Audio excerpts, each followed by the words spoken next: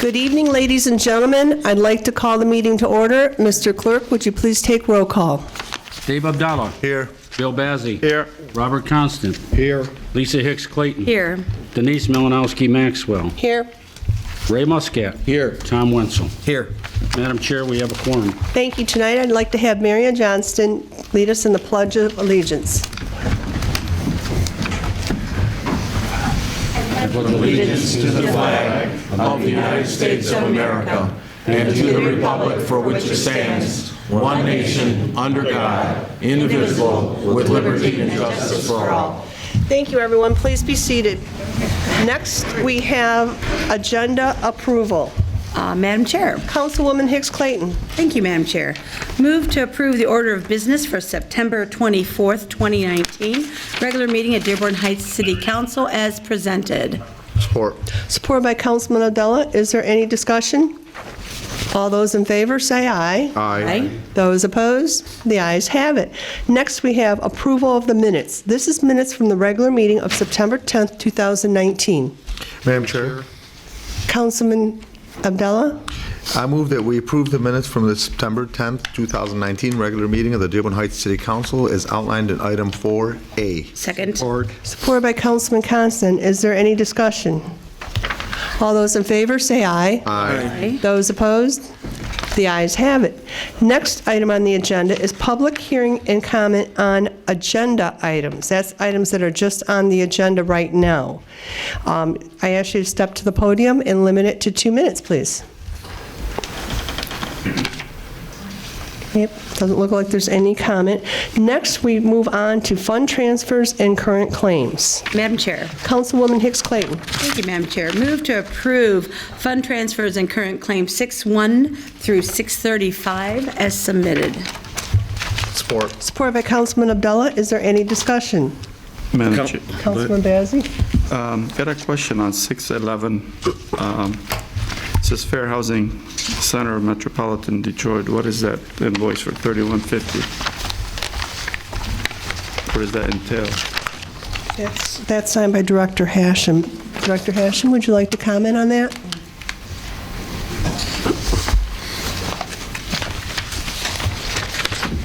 This is money that we give for fair housing. $3,150 per year. Thank you. Thank you. The second one, item 624. It says payee PM Group Benefits Advisors LLC for $27,500. It says to make the check payable to PM Group. I don't know who that group is, and I know a few months ago some of the council approved Plant Moran to do this, and I don't know if that's a subcontract to Plant Moran. If it is, I don't know why we didn't go with a subcontractor instead of going with Plant Moran. And again, this is something else I discussed. One of my concerns about conflict of interest. If they're doing an audit for the city, and now they're doing advising our city on some health benefits. I'd like, I guess, clarification on that item. Would you like to answer that? Yeah, this is from Plant Moran. So Plant Moran's invoice has their name on the top, and then PM Group is their benefits advisory group. So the check to be payable to PM Group Benefit Advisors? Yes, that's Or what it Plant says at the Moran? bottom of the invoice. Okay. Thank you. Madam Chair. Councilman Abdallah. I had a question on item number 621 and 622, and this is for Director John Selmy. The question on those two items, because, you know, and this is for just in the case for the audience, this is for pipe tech infrastructure, the pipe cleaning, sewer cleaning. And I looked at this from 8/26 through 9/8, so about a 12-day period. We had combined, give or take, right around $20,000. So my main question to you is this something that, A, you personally monitor, I presume, or at least somebody within your department? And B, what is the criteria? Because if you multiply that over a 1-month period, we're talking about, if it's done all the time, almost $60,000. So what is the criteria that you use as far as where they go, or is this just ongoing basis, just going from one sewer line to the other? So yes, it is an ongoing basis.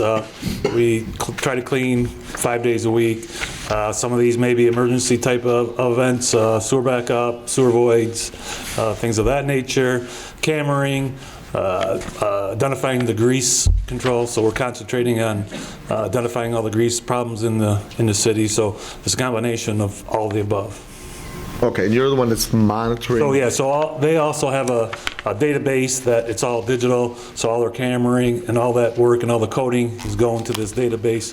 And with our new sewer lining contract they're going to build that into our GIS so that we'll have be able to have management reports for asset improvement, for funding for future budgets. Okay. And then the other question I believe that also goes to you is on fund transfer 635. And I know this is one that we pay on somewhat of an ongoing basis, and I also know it's the next item under 8A. Yeah, it's on 635 and it's also on 8A. So the question to you, this is an amount that we pay yearly, $15,700, and they monitor this particular station. This is for the USGS Creek, the stream gauging station. And it says they turn in the data, obviously, to us and the Army Corps of Engineers, but what's the advantages of this, and has this been something that's been productive as far as our city is concerned? So I think for the monitoring and for the future projects that the Army Corps is trying to work on, and it has a lot of value for amount of flow, different types of rain events, the significance of those rain events, the amounts. So it does have a lot of value. It's the empirical data that is supporting the grant process, so it is extremely important if we want the USGS Creek project. Thank you. Okay, any further question? Sure. Councilman Muscat. I have one on 630 again. It's the old Orchard Pond restoration that came up to hay again. And I'm kind of, I don't know how to really tackle this, just come out and say it. We asked the comptroller to give us the amount of before the budget and how much we had left. And I received her email that she sent me. I have her email here. And, we as a city, I believe, we put in our share of $250,000 from the water fund. And I was led to believe that's all that the citizens outside of that area that own that pond was going to pay. Now I see the corporate fund has paid $9,820 in legal fees. And then another $20,000 $20,000 for some engineering, which I believe should have come out of that $250,000. And that was above what we as a council approved, $250,000. This is a private pond. Okay, and the email says that the residents are contributing over $300,000 toward a drain project, that it's mostly the responsibility of the city. It is not the responsibility of the city. They were supposed to maintain that pond over the period of years. Yes, we did have some problems, and that's why we contributed to $250. But I don't see how we can pay more than a $250 out of any fund. It should have come out of that $250,000. Comptroller Vance, would you like to answer that? Let me respond, and I will ask Corporation Counsel if I'm incorrect. You pointed out we entered into an agreement as a city with the association, with the taxpayers that live in that area, and they have responsibilities and we have responsibilities. If you wanted to bring up some of these challenges, that would have been the time to bring it up. We did. No, you did not. And the fact of the matter is that I think you voted for that agreement. I did. Well, then you approved it. So all we're doing is following the agreement. Council Chair, and I'm not going to get into Councilman Muscat, you have the arguments floor. here. You know, when we come into this agreement, it was $250,000. And I remember that going back and forth, and even, God rest her soul, Councilwoman Marge Horvath was bringing it up about being a private pond, and we should not be touching anything that was private. But we, as a city, did say that we had some infrastructure problems that led to some of this. Yep. So we took responsibility for that part. So how does the rest of the city have to pay the additional money for what they didn't take care of? Because there were legal costs related to the agreement. The association had and paid for their own attorney costs. So they had an attorney, the city had an attorney. It was agreed that it would be formulated into a contract, because we also are turning over to them that they have to do the maintenance on an ongoing basis.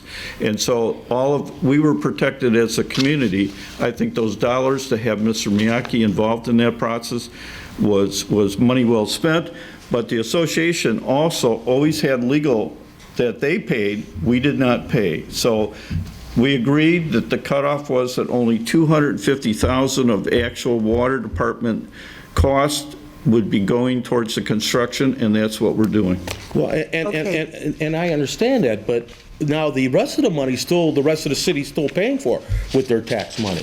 And that pond does not belong to them. Nobody can just pick up and say, well, guy that lives over on Joy Road in Inkster decides he wants to go over to put a dinghy in the pond over there. He's not going to be allowed to do that, but yet he's paying for it. So what are we going to do here? What kind of legal matter are we going to get into that part, since their tax dollars actually went there? Council Miyake, would you like to respond? That happened in Dearborn, by the way. Let Council Miyake respond. Well, all of this was brought up previously, and it was understood that we were going to be bearing some of the cost, and $250,000, I believe, was the maximum amount toward the project. The construction. So I don't think that all of these other costs that are being referred to was within that $250,000. I haven't reviewed the agreement. I haven't been contacted in advance to explain that. But that's my recollection of what it was. Okay, thank you. Thank you. Would you like to respond? Madam Chair, if I may. The expenditures you're going to see from the city are the full $500 and some thousand that it takes to construct this pond. The city's share is $250,000. We are going to be repaid by the special assessment that's on the tax bills of the residents in the River Oaks area that they're going to be paying over the next 15 years. Remember, you lowered it down from $120 some to $98 a year for 15 years. Now, if a home sells in that district, that special assessment needs to be paid off. We had 4 or 5 of those occur within since you guys approved the agreement and now. And so but otherwise, the residents in River Oaks are going to be paying for the next 15 years an extra $98 on their tax bills, which will be paying back the water fund for their share of the project. Now, you may see Wade Trim invoices for this construction, which is all part of that budget of the whole project. So the project to do the construction may be $480,000, and then Wade Trim's share for their consulting and all of that may be 20-something, where you come up to the $500,000. But we'd have to look at that budget to make sure that everything lines up. If you see what I'm saying. But you're going to see the full $500,000 come through the city. We're going to be paid back over time under that special assessment. Okay, thank you very much. Yes. Madam Chair. Councilwoman Hicks Clayton. Thank you. A question more related to 626, and this is with, this is the annual tech support for, let's see, I think the company's Revise. I want to make sure I have it correctly. Revise, R-E-V-I-Z-E, Revise. This is the company that we contracted with to do the new website. This looks like an annual fee for service and software updates and tech support of $1,850. But my question is, we as a council body, 2 years ago, I believe, authorized and approved payment for an app. And the app was, I'm going to say similar, it was not SeeClickFix, but like SeeClickFix, where residents could download the app to their phone, and when they see a pothole or an ordinance violation or something, they can take a picture and it gets routed through the app to the correct appropriate department. My question is, because we've already paid for that, I don't believe, not that I'm aware of, that we have it in place. Do we have an update? What's going on with that? And if we're not going to do it, then we should say we're not going to do it and get a refund. Okay, thank you. Does anyone have an answer? Sir? I don't think Ms. Laszlo is here tonight and be able to answer that, and I don't know the answer to your question. Okay, thank you. Madam Chair? Thank you. Councilman Abdullah? But I'd be interested in the answer, though, too. So if you don't mind, Mr. Mayor, if you could have her maybe email us an update. Yeah, she's on vacation this week, but I'll get you a response once she comes. Okay, thank you. Thank you. Any further discussion? Madam Chair? Councilman Wenzel? I'm going to go back to 621 and 622 for Director Salmi. I noticed there was some CCTV investigations. That's cameras going down the sewer lines. Is that what that is? Mm-hmm. Yes, that's what they call the closed circuit TV that we put in the sewer pipes to do investigation if we have a void or if there was a backup in the area to see what the cause was so we can take corrective action. I know we requested that when we were looking for bids to go out for the new company. Now, they charge $250 an hour for that? That's the agreed upon price that this council approved. Well, that's more than our corporate council charges. Well, but I don't know anybody that's going to crawl down a sewer and take a picture of it, so. Yeah. Is that a standard? I mean, that's $250 an hour to send a cable down there. They were the low bid in your process. That was before I got here. I've reviewed their bids, and didn't specify that, yeah. That is a very reasonable rate. Okay, Yeah, all that's right, why we thank you. chose them down. Right. Any further discussion? Okay, this is for fund transfers and claims. All those in favor, say aye. Aye. Those opposed? No. Councilman Muscat and Councilman Bazey are opposed. The ayes have it. Next item on the agenda is consideration of bids.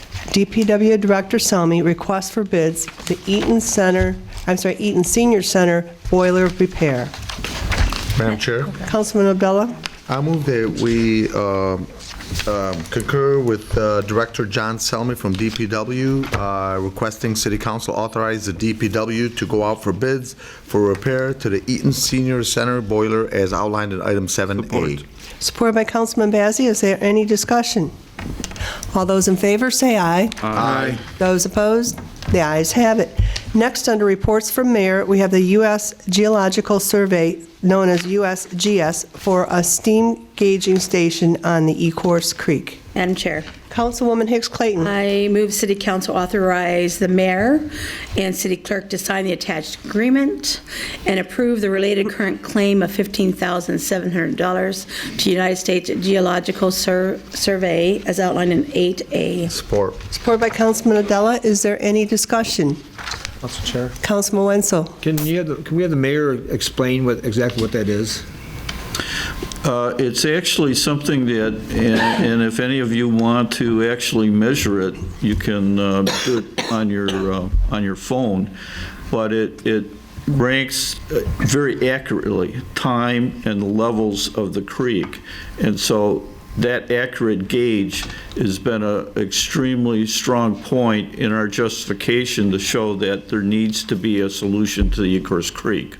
So in a nutshell, that's it. I mean, I have my own. One of the things that I always look at, to be honest with you, is I go to Pardee and that bridge, and I can tell you that Pardee, based upon where the water level, but there's like the concrete comes out a little bit. Once that water level gets over that concrete level, we got basement flooding. We start to get street flooding. So one of the things, when we start getting high rains, that's a visual, but in addition, this geological thing tells us also that the creek is rising and that we're in a risk for a flooding situation. But the key is that's the statistical database to support the fact that we have a problem that needs solution. Okay, thank you. Any further discussion? All those in favor, say aye. Aye. Those opposed? The ayes have it. Next, under reports from Mayor, is Dearborn Heights Redskins Junior Football League Annual Homecoming Parade, which will be Saturday, September 28, 2019. Madam Chair, Councilman Constant. I'd move that we concur with the administration and approve the annual homecoming parade for the Redskins Junior Football League on Saturday, September 28th at 10 a.m.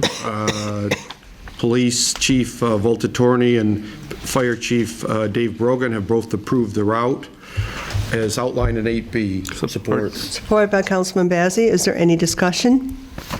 All those in favor, say aye. Aye. Those opposed? The ayes have it.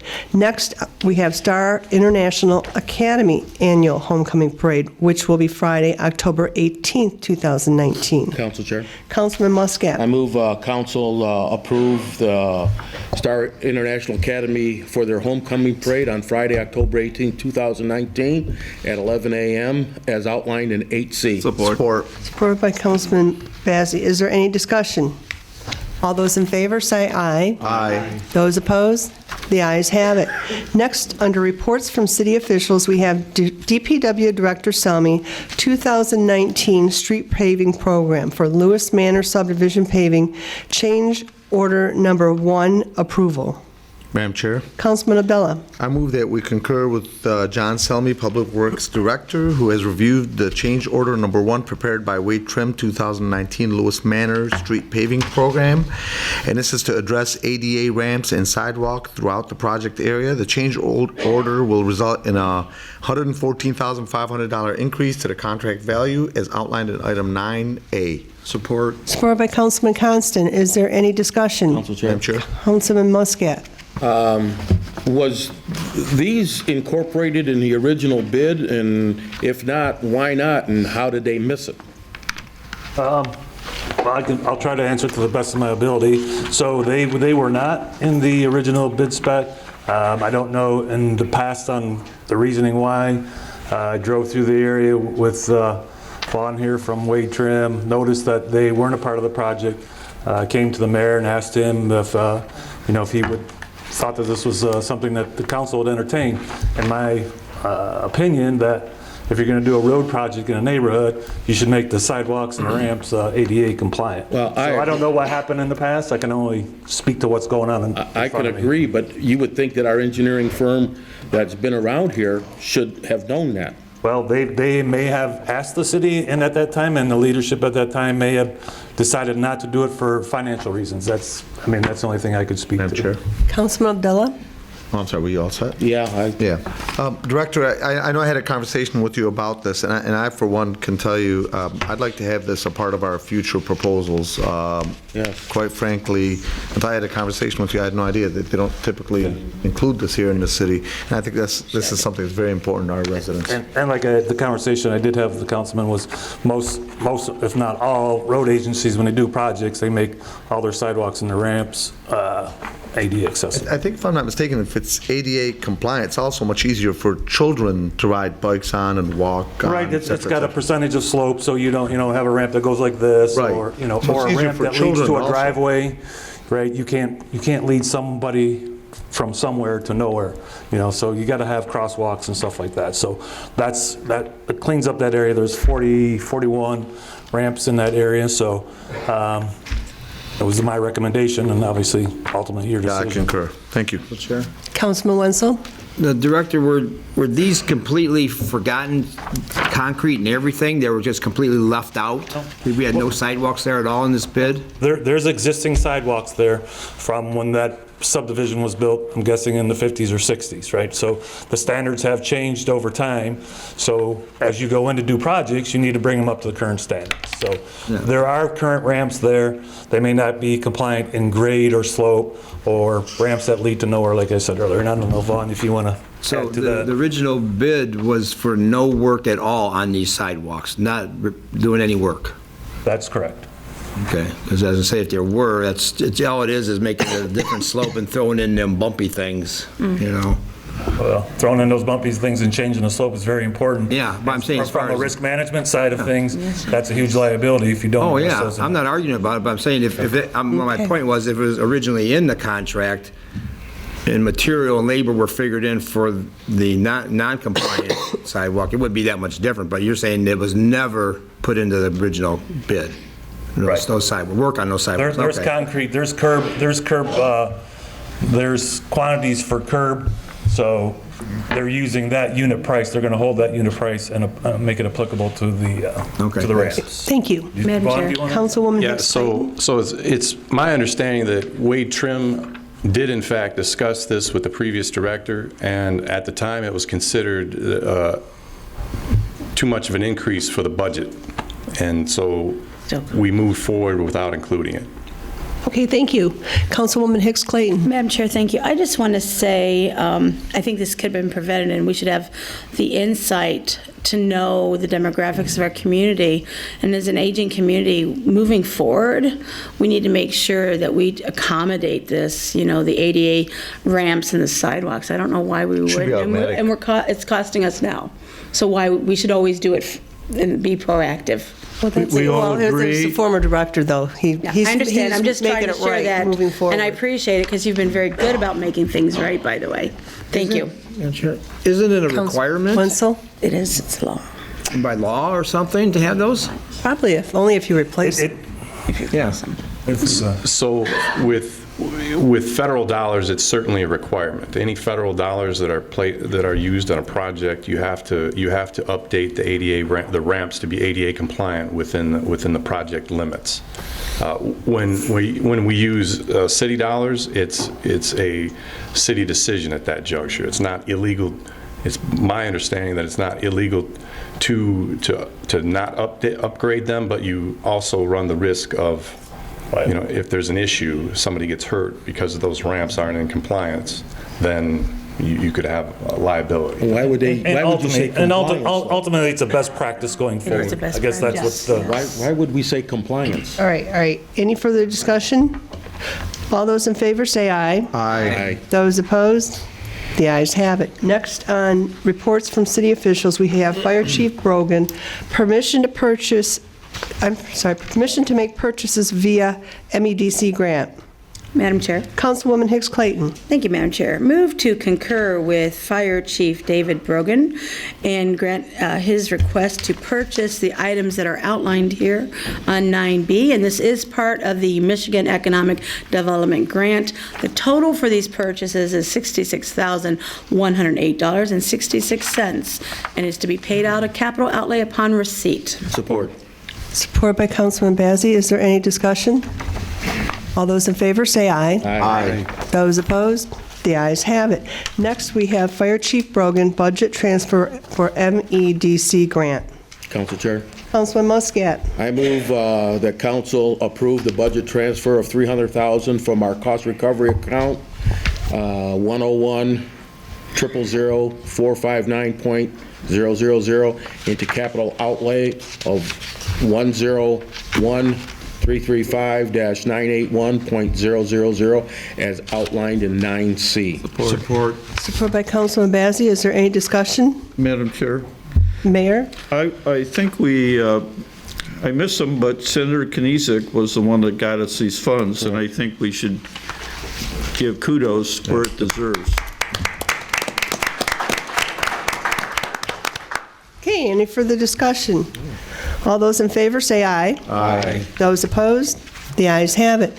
Next item on the agenda is Park and Recreation Director Haddad. This is for the renewal of contract for Mid-America shows for the annual Spirit Festival. Madam Chair. Councilman Abdullah. I move that we concur with Director of Parks and Recreation, Brian Haddad, renewing the 5-year contract for Mid-America Shows Delaware with attached addendum.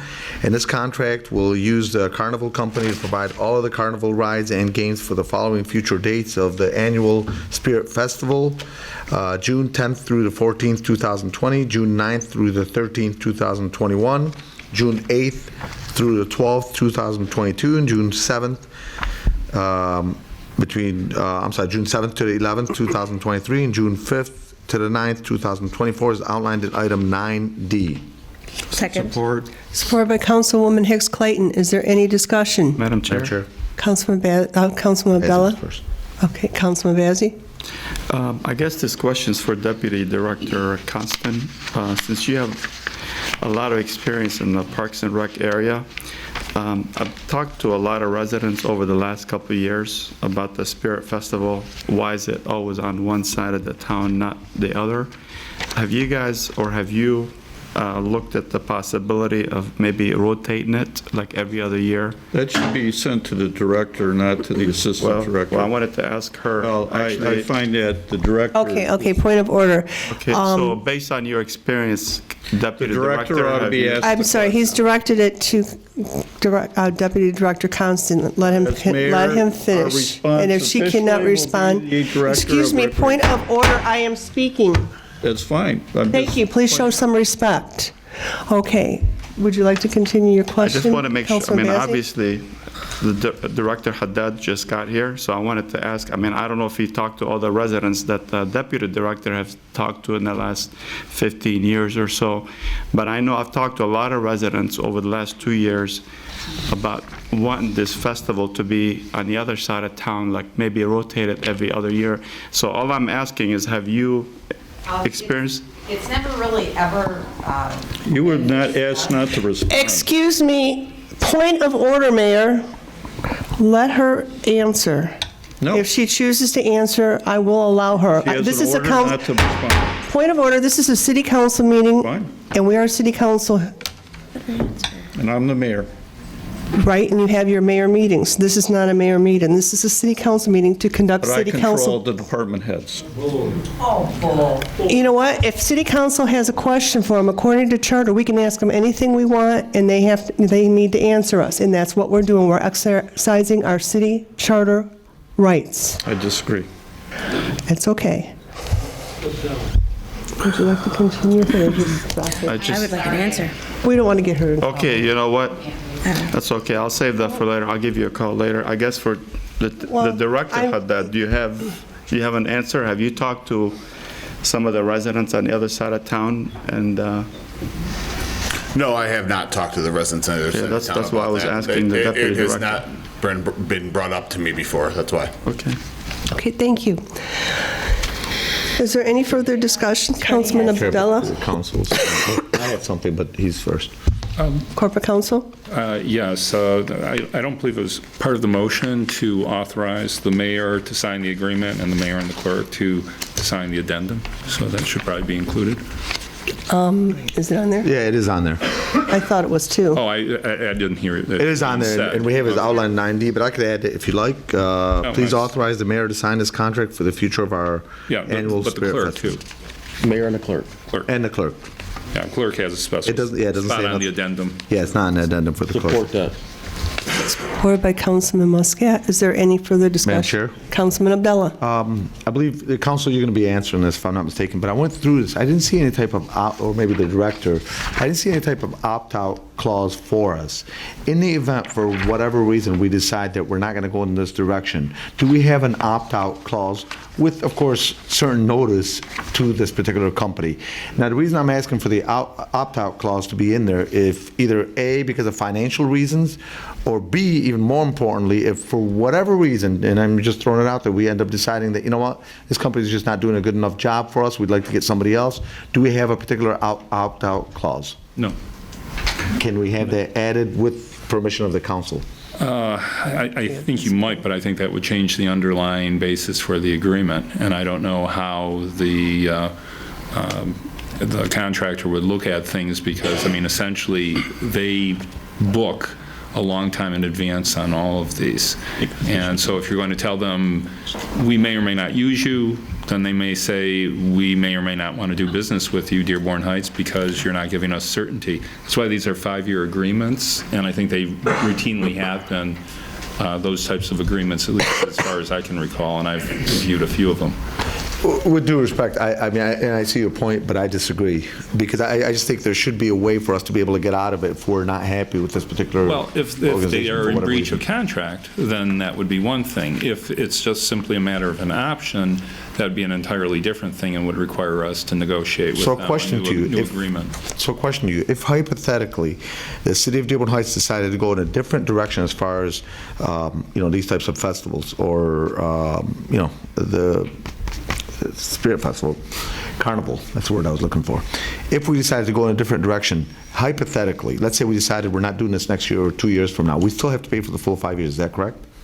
That would be, or they would have to mitigate their damages, but yes, we would be in breach of See, contract. that's the concern I've got without an opt-out clause.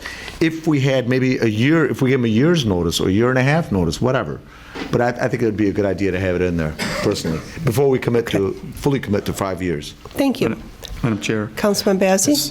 One of the things, I'm actually going to vote no for this, and the reason why is I don't know why we didn't allow the contract to run out before we signed for another 5-year contract, and without sending it out for bids or sending out to see if the city can have something better. So obviously that's not acceptable to me, and as mentioned before, I mean, I'm not going to sign for another 5-year contract to something that we don't know if there's anybody that can provide a better carnival for our city. Councilman Muscat? I want to approve this because the Spirit Fest means a lot to the city, and I'd hate to lose it. I do understand about rotating. I had that vision of Parkland Park and other places of that nature, but which we could take that up into a different meeting. But I surely don't want to lose it. I've been coming to this Spirit Fest for a long time, and I believe this company has been here for a long time, and they do a doggone good job. We don't ever have any problems with games being rigged or nothing of that nature. So I'm going to ask my colleagues here to really consider this, because we really don't want to lose this company and then have to go find somebody else and start fresh again. Well, Councilman, it was my understanding that we already have a contract in place for the next 2 years that would- anyways, no matter what. I So this is not going to prevent Spirit Fest from moving forward next year and the year after for 2020 Is this going to be an and extension 21. of this for 7 more years on top of that? No, it's not. It's a 5-year agreement, so it's like tacking on an extra 3 years with the idea that the 2 years, no one terminated it. Are the prices all the same going to be? They didn't increase the prices, did they? I don't believe so, but I did not review it for the business aspects. No, I think they're the same. I think they are the same.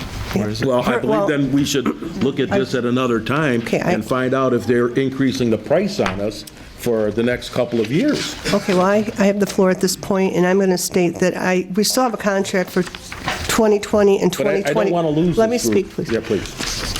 We have a contract still in place for 2020 and 2021. Nothing's going to change with that because no one opted out. This is going beyond 2021, and if some council members feel that they want to maybe next year start looking forward to getting bids, then that would be a fair choice, I would think. I mean, at this point, for the next 2 years, Spirit Festival is still going to move forward, according to the contract we already have in place. Is there any further discussion? Madam Chair. Councilman Wenzel? Being from the south end, I was very interested in Councilman Bazzi's comment on the rotating. I'm guessing, but I'd guess that 75% of the people that attend the Spirit Festival are from the north end of Dearborn Heights, because I'm from the south end. I make it a point to go because of my involvement with the city, but I'm sure a lot of people out there from the south end, a lot of them have never been to the Spirit Festival. It's basically a walking distance thing mostly, because the parking situation's hard. So, well, if you've ever been to one, you know everyone's walking into it. And I would like the director to have an answer to us and say that he will look into it. You didn't say he would, but I hope you would look into the possibility or investigate it. I don't mind looking into the possibility of having it elsewhere. Yeah, But as far as there's a location. lot of things that we have to consider when it comes to that. But it'd be fair just to look into it, and so we could say it's feasible or not feasible. All right, thank you. Thank you. Any, Councilman Abdullah? I just want to make sure clarification, so, because I don't want anybody to get the wrong impression. We're not voting whether we want the Spirit Festival or not. We all still want the Spirit Festival. This is just for this particular contractor. That's all we're actually, and whether we want to extend it for an additional 3 years. But we are not voting whether we want the Spirit Festival or not. So I just wanted to clarify that. Council Chair? Because I do want it. Councilman Muscat? Well, then, since we don't have any prices for this new contract, I think that Corporation Council should look at this and see if there's a price increase for the additional 3 years before we vote on this. Well, at this point, we do have a motion on the table. We do have to take a vote on it. It's already been out there. If we just have, at this point, we can't change Who it. made the motion? I Councilman did. Abdullah. Well, I think we could table it. We might as well just take a vote at this point. We're so far into it. Madam Chair. Councilwoman I say we should, Hicks Clayton. there's a motion on the table, we should take the vote, call the Yes. vote. Yes. And then somebody could make a second motion to refer it back to the administration and to take a look at the bid process, and that would include the cost analysis. Right, that's the process. I think the cost is the same, though. It is. I didn't look It at it for that doesn't reason. mean it's but in I'm- writing, and I don't see Exact it. same Yeah, we need language something that's in the concrete. fourth Okay, paragraph. at this point, do we have any further discussion in regards to this? All those in favor, say aye. Aye. Those opposed? No. No. Price was, Okay, let's do a roll call on that. Councilman Muscat? yes. Councilman Constant? Yes. Councilman Bazey? No. Malinowski Maxwell is no. Councilman Abdullah? No. No. Councilwoman Hicks Clayton? No. Councilman Wenzel? No. Motion fails. All right, Madam Chair. Councilwoman Hicks Clayton? May I make a new motion, please, Sure. for this item? I'd like to move that this item, 9D, be referred back to the administration and through our Parks and Recreation Director to do the bid process, and also we need to talk about the cost and bring it back to the city council once that is prepared. Support. Support by Councilman Abdullah. Is there any further discussion? All those in favor, say aye. Aye. Those opposed? The ayes have it. Next item on the agenda, we have Police Chief Voltatorny, amendment to motion 19-335 for the purchase of 2 additional in-car computer systems. Council Chair? Councilman Muscat. I move that council approve the amended amount of money of the difference of $329.34 for the 2 laptop computers that were approved in a prior city council meeting as approved in 9E. It was an old quote that they were going off of, and it was just a slight error. Okay, support by Councilman Bazey. Is there any discussion? All those in favor, say aye. Aye. Those opposed? The ayes have it. Next item on the agenda is City Clerk Pashevitz alley vacation north of Ford Road between Outer Drive and Martha. Madam Chair? Councilman Abdullah? Well, actually, this one, the clerk has asked us to, this is in regards to the September, there's a backup on item 5A from the September 10th meeting in regards to the proposed alley vacation north of Ford Road between Outer Drive and Martha. And the clerk is recommending that it would be appropriate for us to vote on this petition, being that we did not vote on it the last time. Do I hear support? Motion fails. Next item on the agenda is under ordinances and resolutions, Mayor Peleco, Downriver Utility Wastewater Authority Delegate Resolution. Council Chair? Councilman Muscat. I move council concur with Mayor Dan Pletko in approving Mr. John Selmy and Mayor Dan Pletko as the alternate for the DUA delegate for City of Dearborn Heights as outlined in 11A. Support. Support by Councilman Bazey. Is there any discussion? All those in favor, say aye. Aye. Those opposed? The ayes have it. Next, under new business, we have the business license renewal for Randy's Robindale Bar, which is located at 25122 Warren. Madam Chair. Councilwoman Hicks Clayton. Thank you, Madam Chair. Move to approve the business license renewal application as submitted in 13A. Support. Supported by Councilman Muscat. Is there any discussion? All those in favor say aye. Aye. Those opposed? The ayes have it. Next, we have members of the public. This is comments from council members up at the table here. Madam Chair. Councilwoman Hicks Clayton. Thank you. Madam Chair, I have a few, just 4 items. Well, no, actually, I think it will just be 2 or 3. But the first one is DTE, okay? I know there's a lot of concern. We've had a lot of calls. I've been in communication with our DTE government liaison, and I know she put in a submit from the engineers to get an update why Dearborn Heights in different pocket areas are having so many outages. And this is when, you know, it's a beautiful day, there's not inclement weather. So we have some concerns about that. And I want to see if the administration, through the mayor's office, would have an update or any more information shed light on this, because we'd like this addressed. One of the things I have done is make an outreach to other communities. I found it, and I guess I wasn't aware of this, maybe I should have been. Some of the western suburbs are utilize consumers' energy and not DTE.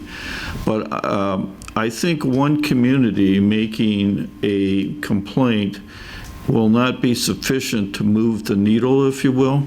And I'm finding that Garden City, Redford Township, Dearborn, and other communities have been experiencing the same kind of difficulty.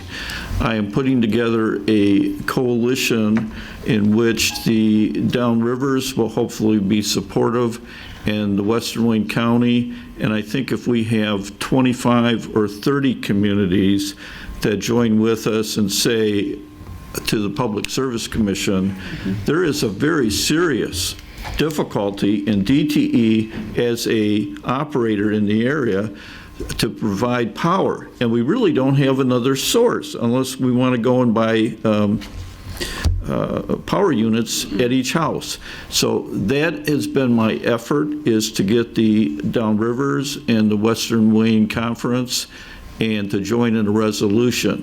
When I called further west, that's when I found out through some of the mayors and supervisors I know that they said, we'll be supportive of you, but we actually are not serviced by DTE, so it becomes a little bit problematic for us to continue in the complaint, but we will join with you and be supportive.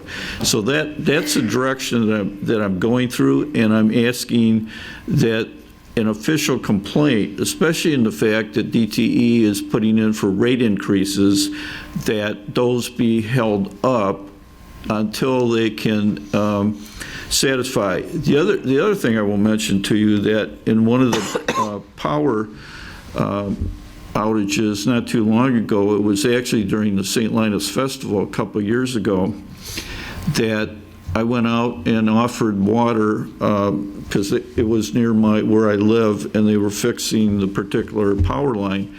And the man was from, I think it was Allegheny Electrical, and he was about my age, and he told me one of the reasons he got sent to help restore power in Michigan, southeastern Michigan, was because of the fact that the grid that we use here is really well outdated. And he said, I learned on these particular outdated things. So when they came around and wanted people to go into southeastern Michigan to fix it, they knew that I had originally grown up and had been trained on this kind of equipment. Now, I found that very interesting, that why are, do we have, is that a major reason and cause for the disruption? So that's, and I will keep all of you in tune, but that's, I think, our best effort is to join with our other communities, come up with a coalition, and then strike out at the Public Service Commission level in regards to our difficulties. Okay, thank you, Mayor. I appreciate that, because I agree, if we can collaborate with everybody through a coalition, we have more power that way. Yep. Okay? And absolutely hold up the rate increases, and work with MPSC and actually do that, to see it come to fruition. I think it is an upgrade to the infrastructure problem, because every time we're told that it's an infrastructure problem, right?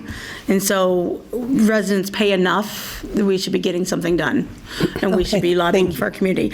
I have two more things real quick. The Van Born corridor, because I had asked this question before, and I think residents want to know as much as I believe the council wants to know, is there an update on that project? I have a lunch set up with the mayor of Taylor, and that is the #1 topic in regards to it. And then I think the Wade and Trim individual is gone, but Chip would have been when he was here. Yes. We could have asked, but we want to get that moving, and the mayor of Taylor indicated to me his still very strong support, but we want to get it moving. All right, very good. The last thing I have is for more of a awareness for folks that Fire Prevention Week is coming up. It's in October 6th through the 12th. And I think it's really important that we acknowledge our firefighters who are paramedics that are dedicated, to keeping our community safe, and they're committed to the public education measures and the outreach that they do, and again, keeping everyone in our community or anyone who visits our community safe. So this year's theme for Fire Prevention Week is Not Every Hero Wears a Cape. Plan and practice your escape. And I think it's really important that we acknowledge our first responders, and that includes police and fire, for their, everything they do that has life-saving impact. So I just want to extend that, because we won't have another meeting before that date, but to say thank you to our first responders and our firefighters for that. Madam Chair. Councilman Muscat? I've got a few things. The first one, going back with the DTE, thank you, Councilwoman Hicks Clayton, because I've been talking to a lot of residents that have emailed me, and I sent an email off hoping that we could get some sort of town hall meeting with a DTE rep. But with what the mayor says, sounds accurate, that would never happen. Yeah, so, but I do believe consumers, they still use DTE power lines, do they not? I do not know the answer to that. I think consumers does use their power lines, and that would be interesting to see how that all intertwines. But my next one is Warren Valley Golf Course. Have we at least come to an agreement with the managing company there? It's been over a year now. And I've asked this question before, and it's been 3 or 4 meetings since you said you were going to have a meeting with them. What is the game plan for Warren Valley Golf Course to have an operating manager there under contract? We have that. Pardon? We have that. The agreement between the county and the concessionaire was assigned to us as part of the overall agreement. So they are under contract with us stepping in the shoes of the county, and therefore they have the same contractual obligations. If I may, Mayor, Council Chair. Sure. We have had some discussions with Mr. Bergsrud, and we've also had some discussions internally about certain things that must be able to be changed without necessarily disturbing the underlying agreement that we have, because it would not necessarily be advantageous. For example, the county now has an obligation, because of the concession agreement, to provide golf carts. If we change that, their obligation to make sure that those are there would potentially go away. So it's a pretty complex issue, and and thank you for the update, but that's stuff that we didn't know. And I keep asking, and people keep asking me, what's going on? This guy wants to do some improvements, wants to bring in golf simulators. He doesn't want to spend the money unless he has some sort of rock-solid contract for the future. So it would be nice if we got an update of what's going on with that situation, if possible. I understand it's contract stuff, but... No, we're happy to update. In fact, he has a lot of good ideas and suggestions. We have offered our ideas and suggestions. We think that, for instance, the restaurant and the facilities there are underutilized. We'd like to see evening, weekend activities over there. he is agreeable.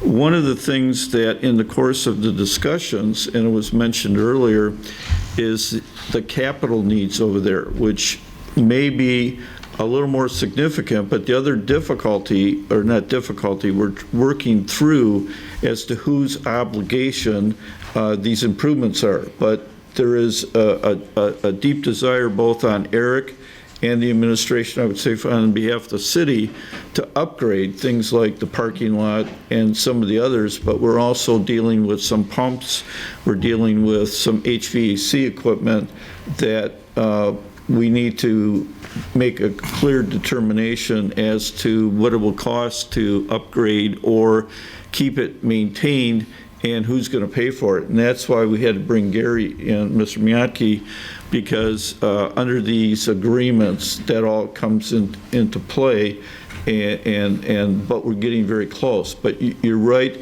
Eric has made the comment to us that I'm more than willing to put in like 3 simulators, but I want to make sure that I'm going to be operating for, the next 4 or 5 years, and then I'll make that investment. So that was the other reason for bringing Mr. Miyake, was to come up with an agreement and who's going to do what, when, and so, but we're more than happy to come in. I am also disappointed in the fact I am not getting on a regular basis financial reports. Apparently, that was not of a concern to the county, so consequently, he did not have an internal one, but that's important for all of us, rather than a verbal, well, we're doing okay, and this and that, which is not acceptable. So I am working hard to get that financial data. Thank you for that update. Now, one I'd other... like to update, just piggyback on that real quick. Go ahead, Councilman I Wenzel. brought that up about the updates. We passed a motion in March to have monthly updates. It's been 6 months, and we haven't gotten not one update. I know that the people don't know about during the season, the management company gives the city $25,000 a month. Is I correct on that? And then off-season, it's $2,500 a month. I mean, this should be public information. We just found out about these golf carts. I mean, if people ask us, and we look like fools, we don't know any answers. It's out there, the information's out there. If they're not providing the financial statement, it's up to the city to ask them and require it. So we need to, this is our golf course. It's not someone else's golf course. It's our golf course, and we've got to maintain it and improve it and, make it very financially sound for us as a city. Okay, thank you. Councilman. One other Councilman item. Muscat, one more? The ever-mounting complaints on GFL. This has just gotten way out of hand with GFL.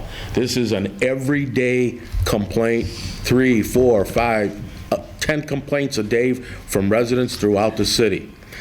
When the city decided to go with GFL, it was Rizzo at the time transforming over to GFL. The owner of GFL came here from Toronto, I believe, and stood there at the podium. I think it's time for that owner to come back and tell us what the heck is going on with GFL.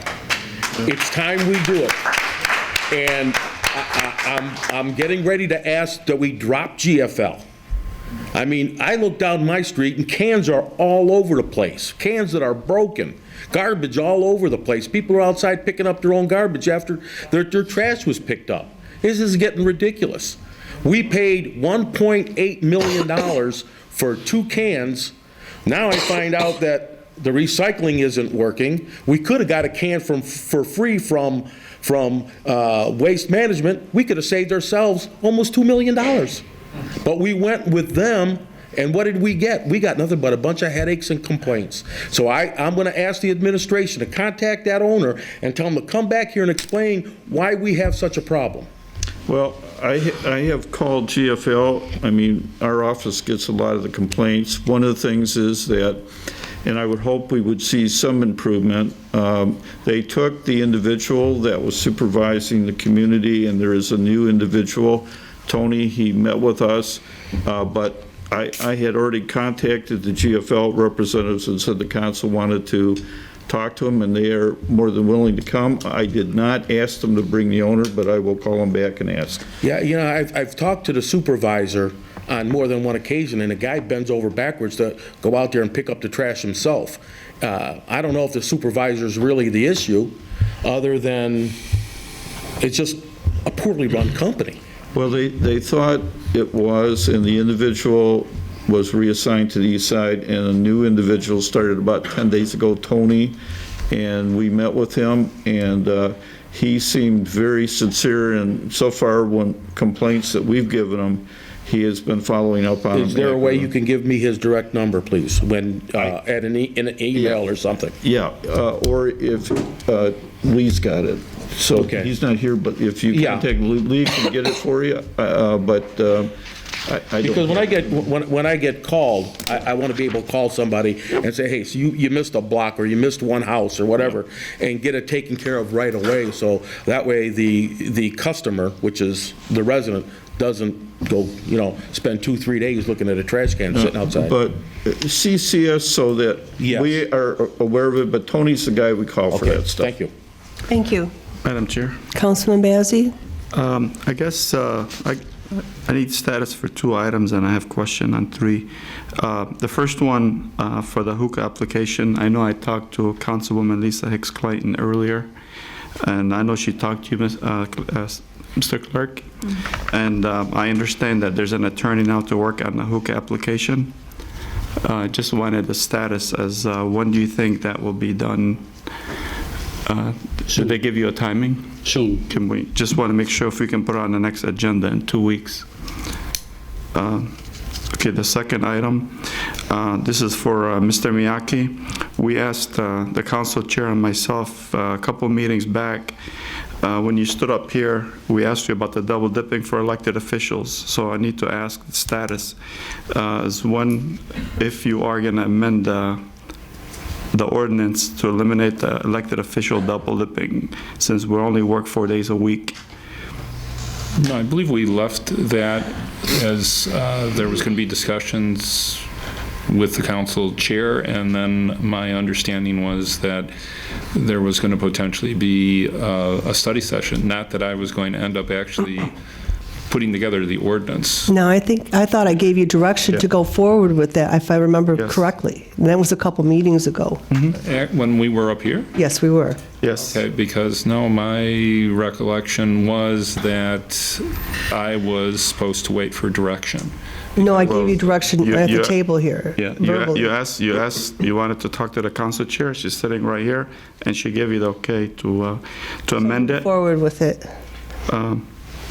Obviously, you don't have an issue when there's anything in favor of certain individuals to be out there speaking for the residents. That's incorrect. So I think right now for the residents, a lot of them have a complaint that why is elected official double dipping since we're only open 4 days a week. So, and it was only, so if you're not going to revise it, we'd like to get an opinion letter as to why that was amended just for certain individuals, elected officials. Which is it that you want? Do you want an the one for the elected officials? Opinion letter, or do you want me to end up doing an ordinance? Well, I believe I've already explained to you that trying to amend an ordinance to take away a vested retirement benefit is a violation of the Michigan Constitution. That's correct, but that's for employees, not elected officials. That would be for anyone who's receiving it. This was something that came up in 1963 when they ended up adopting the Michigan Constitution. This was something that was done. People would end up having a retirement, and then a new group would end up coming into office, and they would end up trying to basically take it away from people who already were getting it.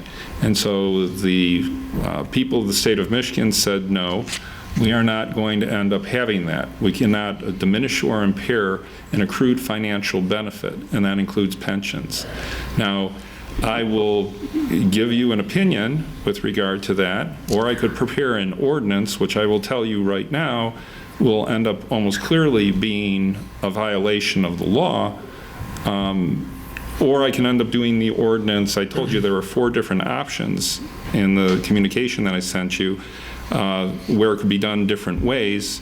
And I also indicated that the original proposal, which was to take it from anyone who was receiving in-service pension, was another thing that was raised. So which is it? Is it just the one that's going to end up going after the elected officials, or is it everyone who's getting? No, elected officials. That's been repeated several times. Okay, and you want that, and do you want the opinion as to why this is problematic as well, or do you want me just to prepare an ordinance? I think the ordinance, I mean, since we've been talking about it for the last couple of months, I think an ordinance will be sufficient.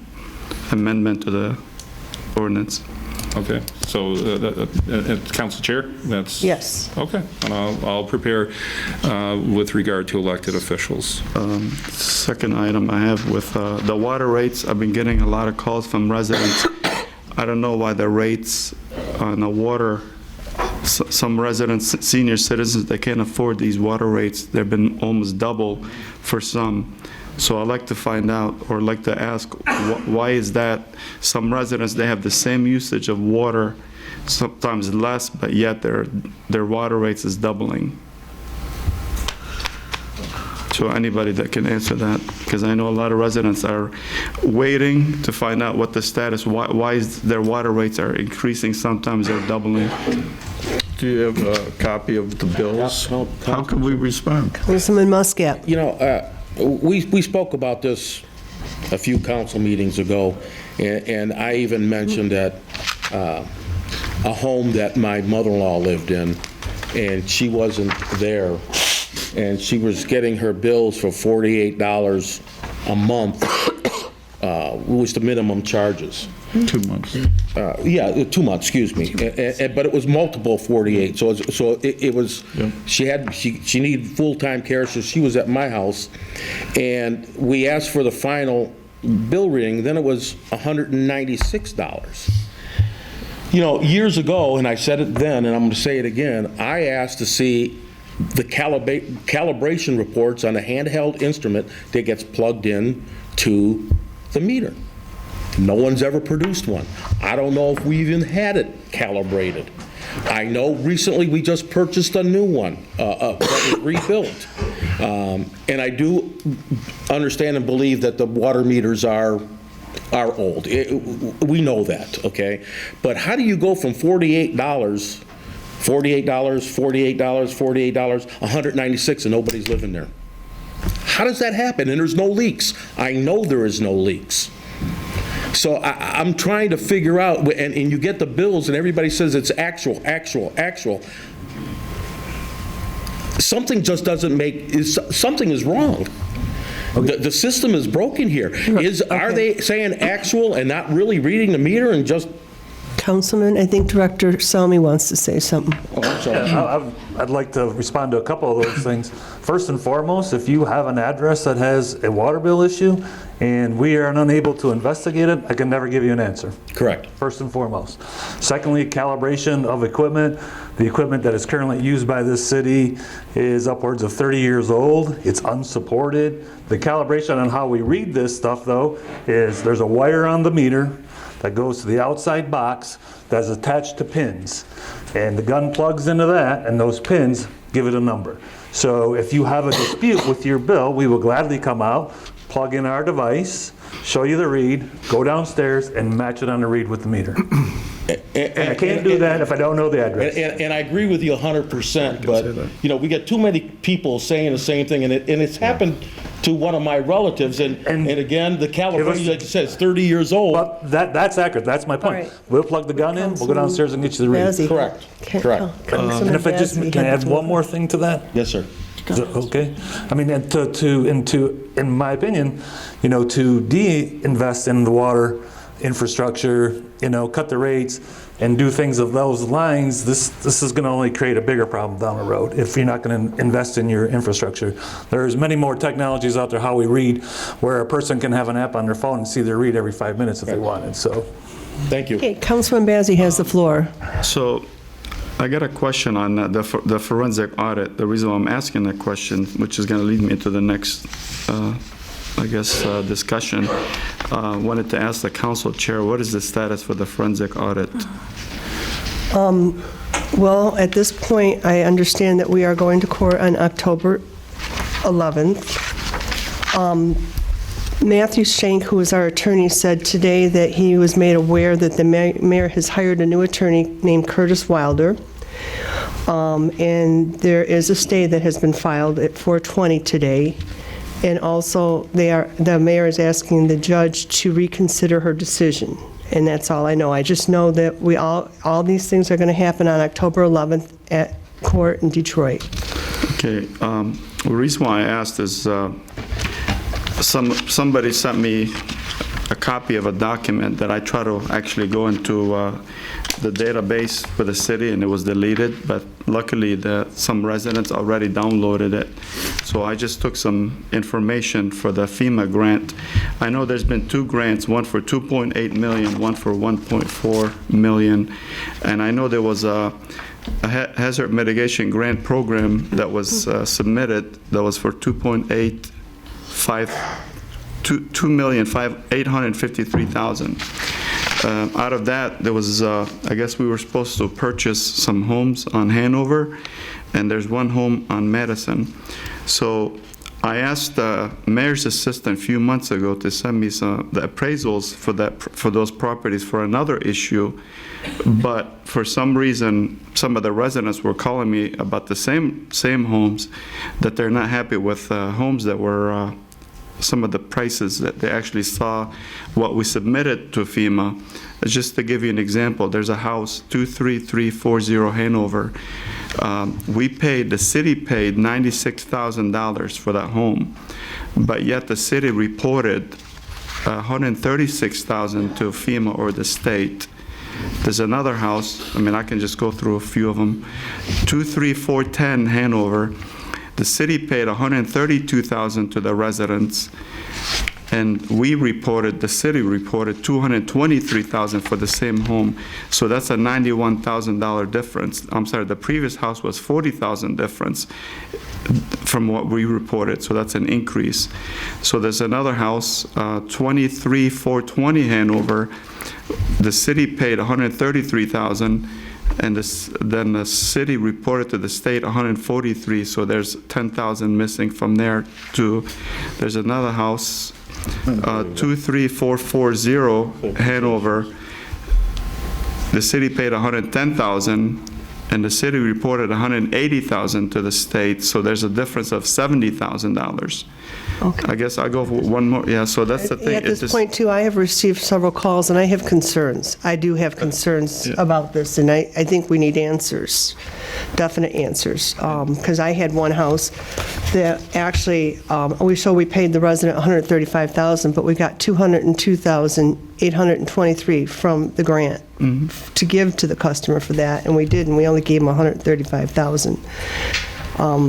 If you add them all up, it does add to a big difference. It makes a big difference. It's close to $1 million. Over $1 million. Yep, and that's one of the things, again, there's a lot of the stuff that keeps popping up.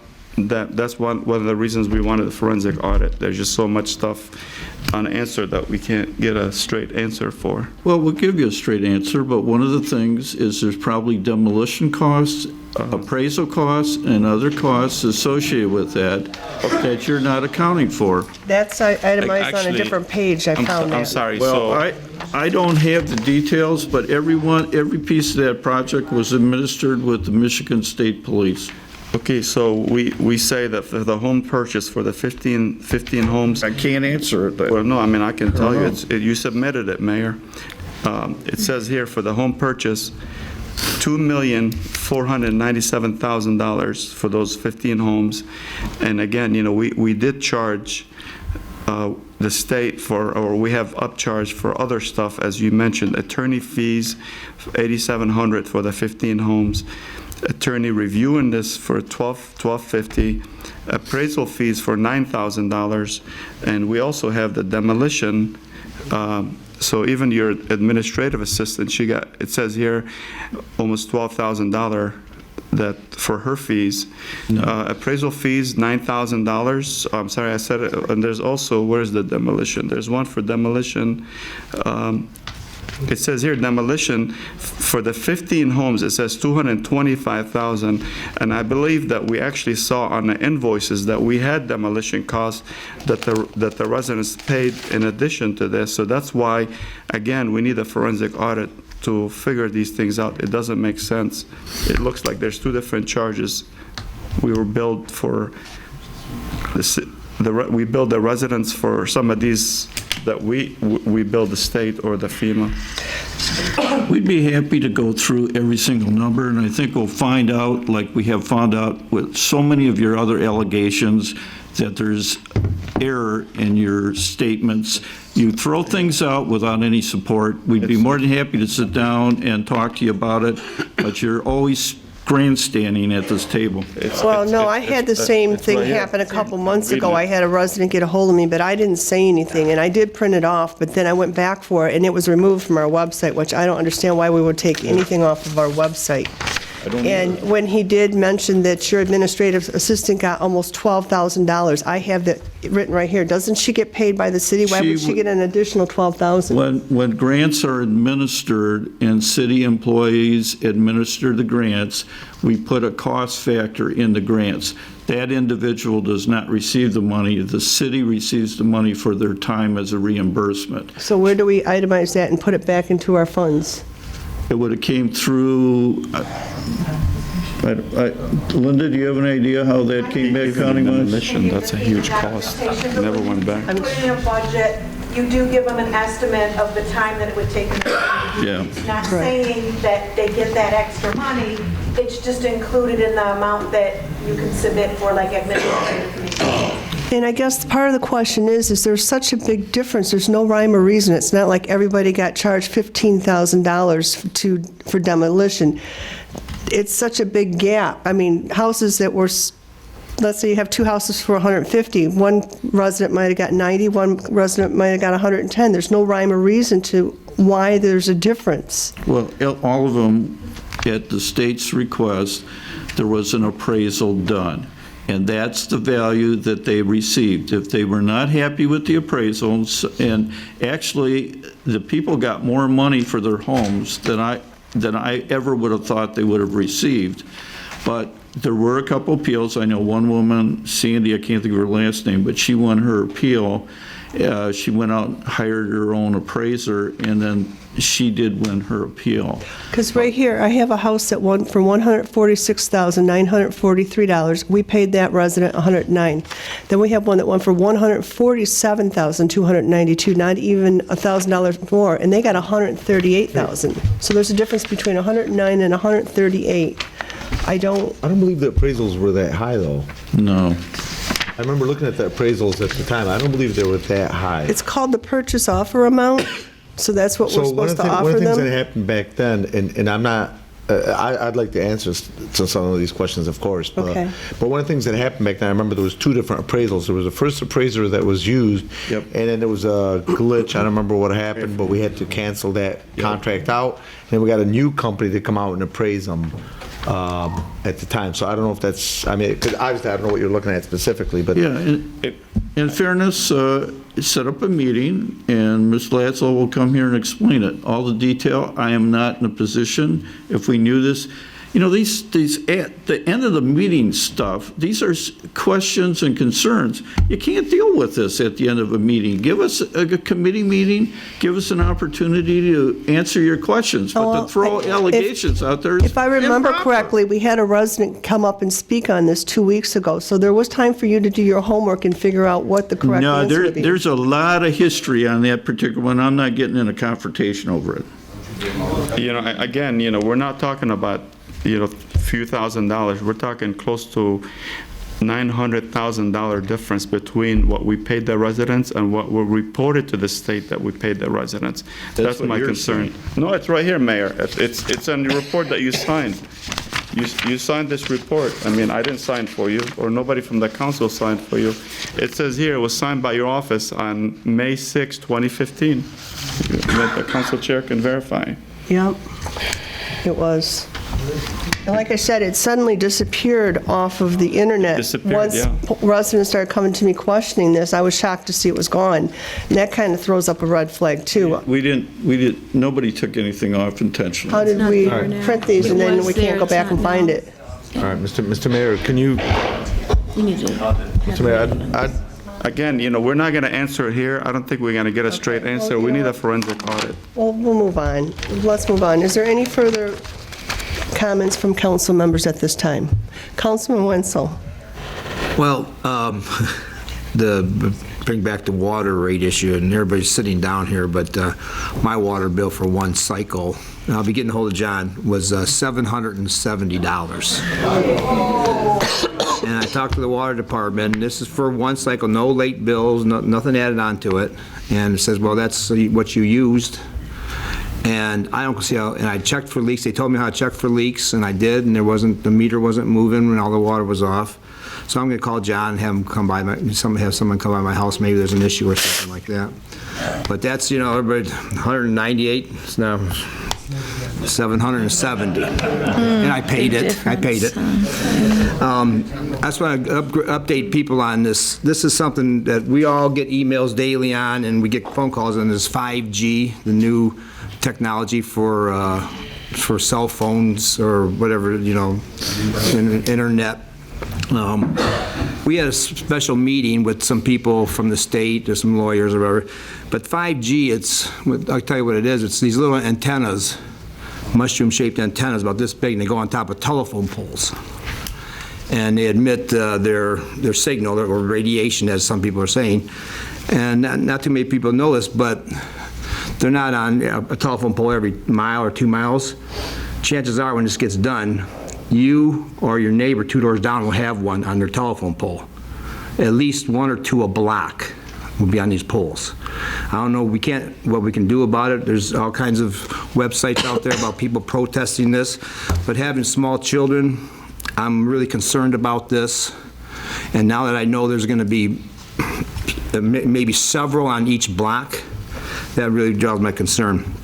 And what I want the mayor, I'm not going to blindside him here, is he mentioned something about the retention basin for the floods. For our next meeting, could you put something together and give us an update? I don't want you to answer now, but give us an update, because I heard you mentioned something about a smaller, shrunk-down plan for this. I'd like for us to know and the residents to know how that's going with that flood basin. And I guess we passed a motion, so it didn't do anything good, so I'm going to demand that we have a monthly update. I don't know for Warren Valley from the rec department or the mayor's office in the month of October. We want that. We're not asking for it. We're demanding that. And we have flag football season coming up. I think someone from the Dad's Club is going to speak in the open session there. And our veterans, any of our veterans out here to stand, please. If we have any veterans here.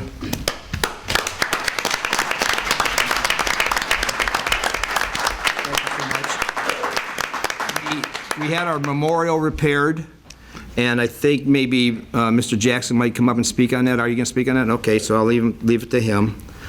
And I asked 2 months ago and last month about the flag at Swapka Park on the cell phone antenna. I don't know whose department that is. That's recreation or if that's building, but between you two or something, we want to answer on that the next meeting. Look into that, because that's something.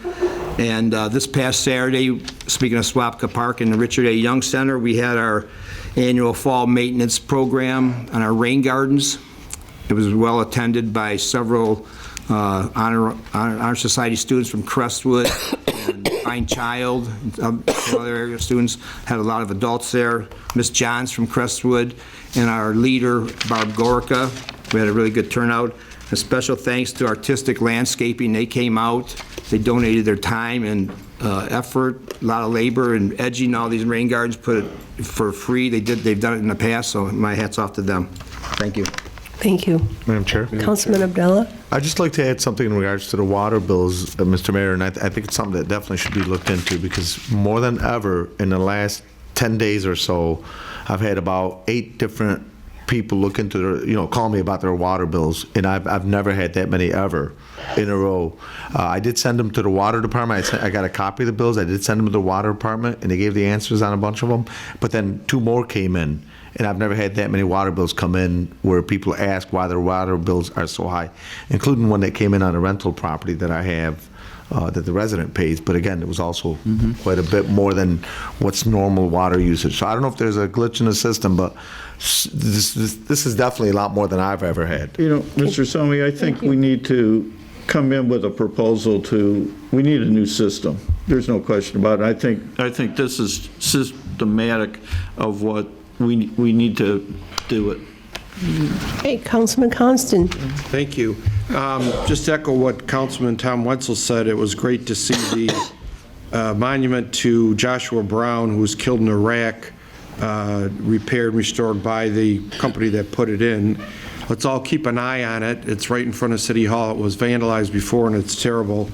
And hope that doesn't happen again. I recall when I was state representative and my office contacted the family of Joshua Brown. He was 19. He went over to Iraq and was killed. And we were going to do some type of a tribute for him in Lansing. And the family said, we're just devastated. We're not ready. We can't do anything. So it's, imagine sending your son off to war and him coming back in a box. So thank you. Thank you. Any further comment from the council? Madam Chair? Mr. Treasurer. I had the opportunity last Thursday evening, and it was the Dearborn Heights Chamber of Commerce 75th anniversary as an organization. And they just had a fantastic dinner presentation, and I wish them another 75 years of success. Thank you. Mr. Clerk? That's a good organization. Thank you, Madam Chair. Please be aware that next Thursday, I'm not sure the date, October 2nd or 3rd. I don't know if anybody's got a calendar. For some reason, the 3rd keeps popping into my head. Third. It's the 3rd because the 1st is Tuesday. Next Thursday is our target date for mailing the absentee ballots. I say that target date unless there's a catastrophic event. We've never missed the target date, but if the post office is closed or something, but we will be mailing them out that day. Please give them, as I tell you, a week to get there. The post office is not quite as getting them there in the fashion that we're used to. I warn you that sometimes Mr.'s comes on Saturday and Mrs.'s doesn't come till Monday or Tuesday. It happens every election. But I urge you that if you don't get it within a week and you have asked for an absentee ballot, call my office. Do not delay. Do not take a chance of not getting a ballot in time. The number is 313-791-3432. One other thing, I said something at the last council meeting and a couple of residents were appreciative, so when I hear of any thing, I'm going to bring it up at the council meeting. There's another scam going around. People are calling. They called me. They're saying they're from FarmCorp or some pharmacy online, and they want to talk to you, and they want Blue Cross information. Please don't give that stuff out over the phone, folks. Those calls are coming, and people are getting taken advantage of by talking to those people. So I urge you that, I know I didn't order anything online, so please be aware that we're targets. So I thank you very much. Thank you. Okay, at this time, I'm going to open it up to community announcements. Please limit it to 5 minutes. Come to the microphone and... Hello, Council Chair and Mayor. I just wanted to make the residents aware this was a very fast-moving development, but the Small Business Association will be providing loans for residents that were affected by some of the flooding. I know that FEMA didn't necessarily come through for us, but this was as of a few hours ago. They've set up some preliminary hours at JFK to meet with residents who are interested in that. That's going to start this Friday, the 27th, from 11 to 6, Saturday, the 28th, from 10 to 2, Monday through Friday of next week, from 9 to 6, next Saturday from 10 to 2, and then Monday 9 to 6, and Tuesday from 9 to 4. I know that's kind of an interesting set of hours, but they will be out there. And so if you're interested in those, feel free to take a look. That's all for now. Thank you. Does the library have those days and times if they call? Yes. JFK? Yes, they do. It's a very recent development, so we're still ironing that out, but this Friday is when it's starting, and we just literally got word of this as of a few hours ago, so that's why. Right. And we sent out a letter to all of the individuals who had flooding to notify them that this was going to take place. Okay. All right. Didn't have the hours and stuff, but that. Yeah, right. Okay, thank you. Thank you. Any other community announcements? Hi, everyone. Mike Downey from the Dad's Club. The rest of the board members are here, the president, vice president, another board member. We just want to thank the city council, Brian Haddad, and John Selmy for everything you guys have done to help us get the fields going and resurfaced, and the park's starting to look a little better every day, and I thank you guys all. I also want to make an announcement that flag football, we're starting to practicing probably the second week of October. We'll be out there playing. If you guys want to enjoy a game on Sundays, come on out, watch us play. If anybody wants to register, you're still available to register. And then that's all I have. Thank you very much. Thank you. What time do those games start? 10 and 12. Oops. Mike, where do they register at? You can register at 5400 McKinley at the rec center, or you can get my number off the website, or one of us, and call us up, and we can meet you somewhere to register if you need to. Include cheerleading? Cheerleading as well, yes. We have cheerleading, $25 for the cheerleading, $80 for the flag football. Tom will make a good cheerleader. I am. I'm a cheerleader. What do you mean? He's cheering on, definitely. Thank you very much, Tom. Thanks for all you guys are doing for the kids at Dearborn Heights. Thank you. Thank you. Thank you very much. Any other community?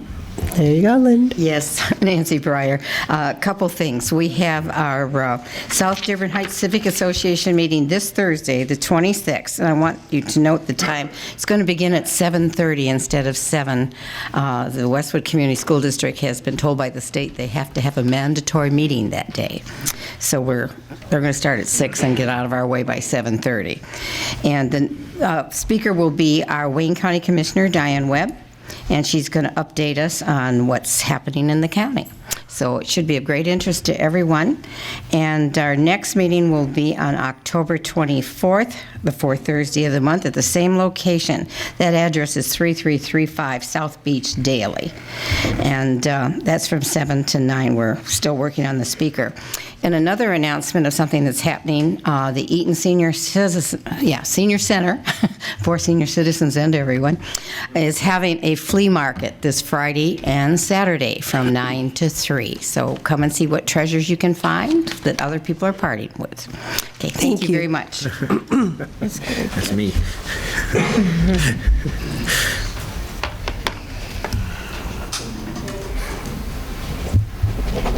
Good evening. This is just real quick. A resident on September 5th lost their cat. It's a male cat.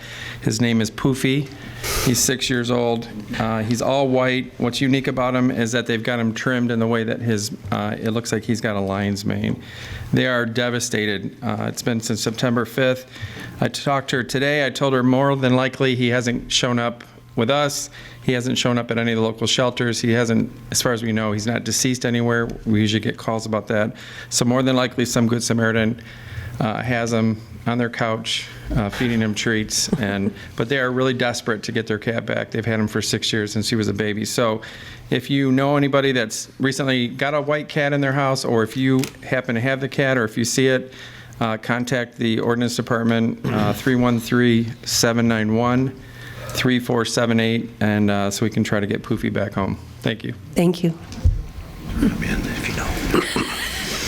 Any other community announcements? Kate? Okay, at this time, we will open it up to public comments. State your name, and you have 3 minutes. Mr. Jackson, you did ask for extra, and I did grant that. Thank you. My name is Ed Jackson, live over in Kingsbury. Been pretty much a regular fixture up here for the last couple of months about these memorials. And I'd like to read a statement expressing my gratitude. Thank you to everybody that was involved in memorials. It was not a one-person project. Mayor and I spoke. He's the face of the city. Apparently, I became the face of this memorial. Like I said, I'd like to thank everybody for that. Not only have they been restored to show the respect for the veterans on them, they've been enhanced. They have enhanced the front of City Hall. The difference is indescribable. I was at City Hall yesterday and saw a veteran and his wife approach the memorial wall. They did not even know that there was a memorial wall. It's the last time they were there, it was so terribly overgrown and inaccessible. The Soldier's Cross was damaged. They were both astounded at the improvement. There is still work to be done. The memorial wall could use a fresh coat of paint. The plaque's cleaned. Weeds are already creeping back into the pavers. Maybe a light on the Soldier's Cross to highlight it and to help add keeping it secure. Make sure the camera works properly. I have noticed no mention of them being repaired or restored on any media except for Facebook, the Dearborn Heights Veterans page, and the Dearborn Heights Community page. Nothing on the city website, nothing in the paper or the news. We should be bragging about having these honors to our veterans. The city should also have a rededication ceremony to show our pride and respect. At 6 o'clock last Sunday, my wife and I witnessed an amazing thing. We watched as the Soldier's Cross was repaired and restored. It was a heartfelt thing that once you see it, you were just stuck. The gentleman doing the work spoke to me and explained what he was doing as he went along. A pure craftsman. In the span of 2 hours, he brought a thing of beauty back to life. He said it was an honor. I would like to publicly thank Nick for his professionalism, his care, and the love in his work. Thank you also goes out to Skip at the Fallen Heroes Memorial Foundation for the help and the effort in getting this done. I would also like to thank all the folks that have reached out to me to express their thanks in helping to get the honor restored to the memorials. It has truly touched my heart. On Monday morning, it's fantastic to read all the comments and the good wishes. I mean, Facebook, my mail, my email, my phone, everything was just blowing up. It was, I don't know, I was beside myself. I had to spend a little time with my wife because I was actually touched enough. I won't lie to you, I had tears in my eye most of the day. However, there's one post I feel was disrespectful, rude, and uncalled for, and I will ask for no comments until I'm done reading this, please. It read, "Great to see the monument restored. Everyone keep an eye on it. A lowlife I knew was there today while it was being repaired." This took me by surprise. My response to the person that posted it, as I was there the entire time with my wife during the entire time during the repair, who was referring to, Mr. Constant? Only the mayor and Jack came by while the work was being done. Lee Gavin was there as it was being finished. I am shocked this comment came from a council member. It has been 9 days. I have not received an answer. As this was put out there in a public forum, I will ask you for a public answer, and today I need that answer. Who are you referring to, Mr. Constant? Possibly the 8 kids playing basketball on the park while we were watching the work being done? I've been involved in many organizations over the last 40-plus years. If you would have mentioned my name, that comment would have resulted in some serious actions, i.e. defamation, slander, conduct unbecoming of a public official. I have sat through many council meetings over the years and watched you smirk, laugh, acknowledge people in the crowd during the Pledge of Allegiance. That is approximately 20 seconds of your time. Show some respect and dignity as you were showing signs of being a lowlife. I don't know what comment you're talking about. You don't know what I'm talking about? I sent the council, I sent every one of the councils the post on Facebook, on the Dearborn Heights community page. Would you like me to show it to you? Sure. Not a problem. It is your post. I went on there, I checked it, it's definitely from you, sir. You did not answer for 9 days, and I was not gonna have a public conversation, private conversation with you. I want this done in public. You bounce this off at a public forum, I want an answer in a public forum. Post on the Dearborn Heights community page? Yes, sir. The Monday morning after it was done. Feel free to read it out loud if you wish to. I'll read your comment known. Great to see the monument restored. Everyone keep an eye on it. The next line, sir. Yeah, that's a typo, nothing about, it says. I knew it was there during the repairs as a typo. It's a whole sentence, not one word. It's not one win, it's a whole sentence. Sandy, I expected that response. I have my phone back, sir. Madam Chair. Your disrespect was hell. Councilman Bazey? Well, I would actually like to thank Mr. Jackson for his time, all the work that you've done with the monument.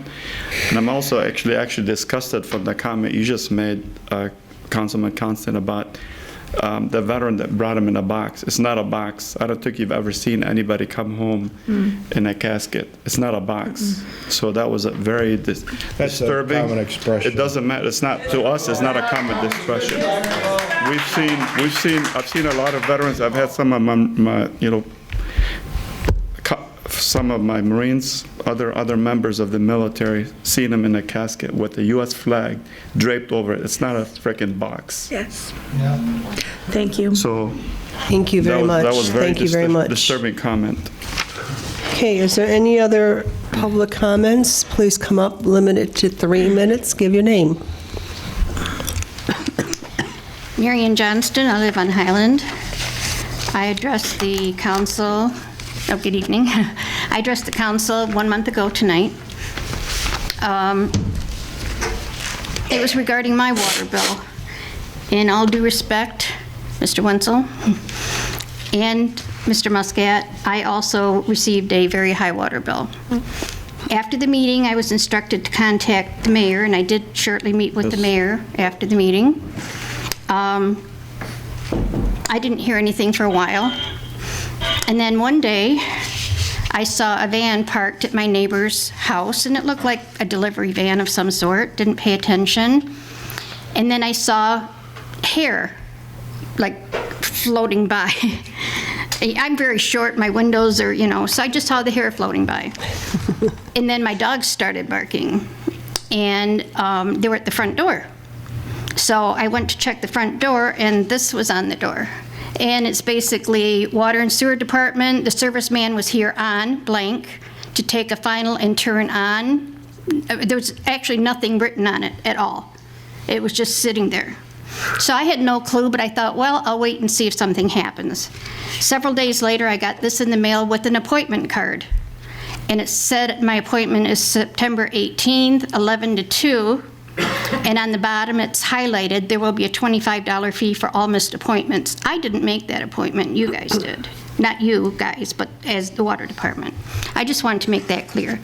When the employee did come out, it was determined that we do not have a water leak.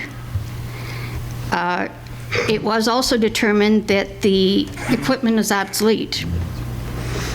I was advised not to have this equipment checked because there would be a fee to have it checked.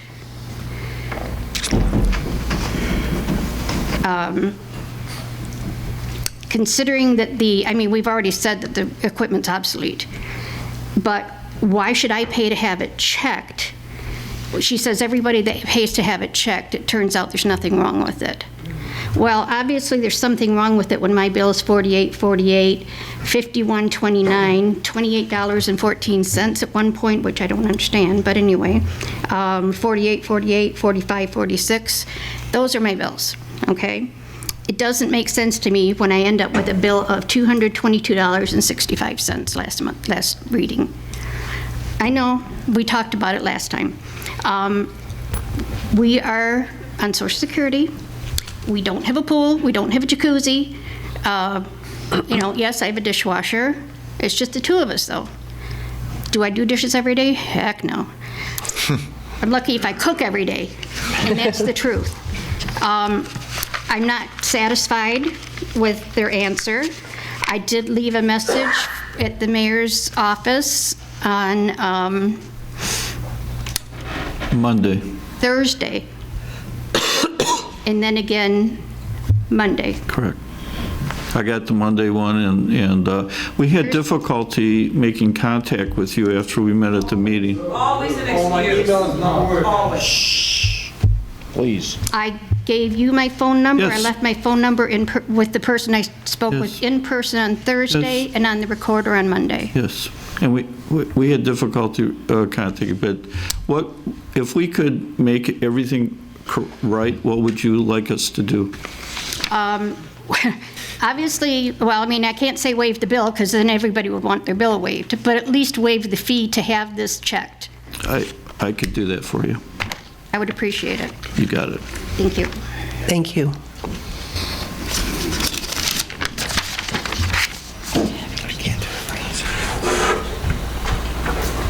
Good evening, ladies and gentlemen. Good evening. Mr. Mayor, late Madam Chairman. I'm Cyril Boudreau. I live on Centralia. And my bills, like has been discussed, have been 48, month after month after month, and then I get a spike here and there, and my wife's out watering the flowers. But then I go back to 48, then it jumps up to 70.47. Okay, it's July. Then it jumps up to $510.37. Wow. That's absolutely ridiculous. It's just my wife and I in the house. We're gone a good portion of the time. I see down here the good lady at the water department was kind enough to run a copy of past billings for me. And I see it sometimes when we're not even home. We've had bills in October.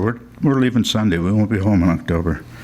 But I've had bills in October here for $411.32. That's 2 months, of course, but big deal.